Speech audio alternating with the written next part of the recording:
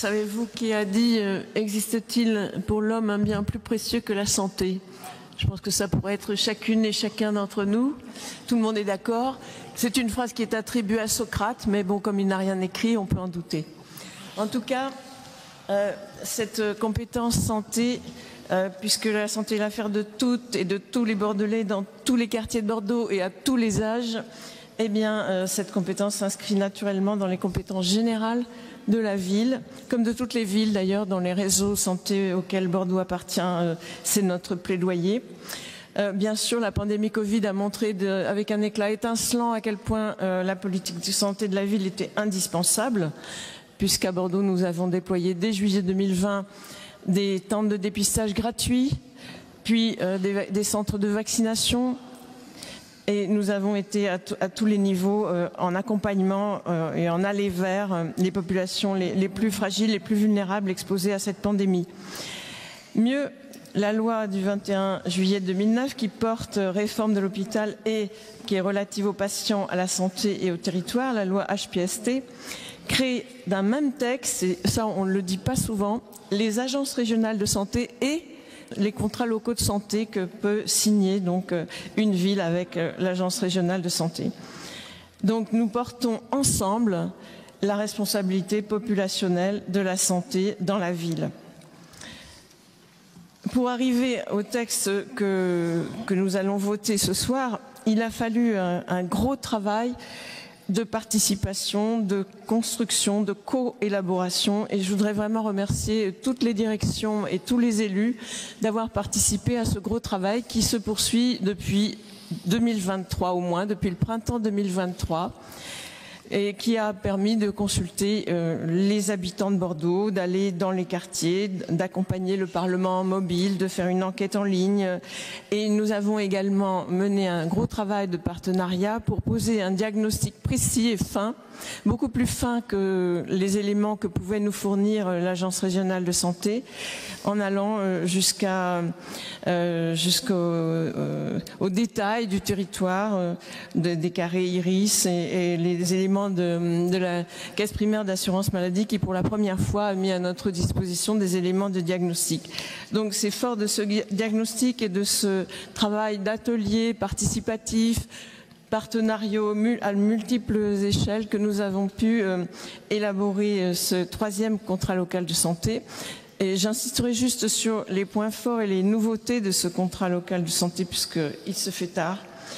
D'abord, cette démarche démocratique et participative très ouverte puisque nous allons signer un accord cadre au sein duquel s'inscriront ensuite les actions décidées ensemble. Cette signature qui interviendra le 27 mai va précéder des travaux plus précis d'actions concrètes et partenariales, donc à partir du mois de septembre. Donc cette démarche démocratique est très nouvelle puisque il y avait eu pour le CLS2 une démarche consultative qui avait dégagé une priorité sur l'activité physique et que pourtant cette priorité d'activité physique n'apparaissait pas dans le contrat local de santé 2. Au contraire, celui-ci fait une large place à l'activité physique, mais aussi à la prévention, notamment prévention des maladies chroniques, puisque ce sont des préoccupations peut-être accentuées depuis 2019, depuis la signature du CLS2, mais en tout cas bien présentes aujourd'hui et qu'il nous faut affronter résolument. Nous avons également une approche une seule santé qui repose sur une vision très écologiste finalement de la santé, puisque c'est un continuum de santé du règne animal au végétal et même au minéral, tous les éléments constituant des paramètres fondamentaux de la santé.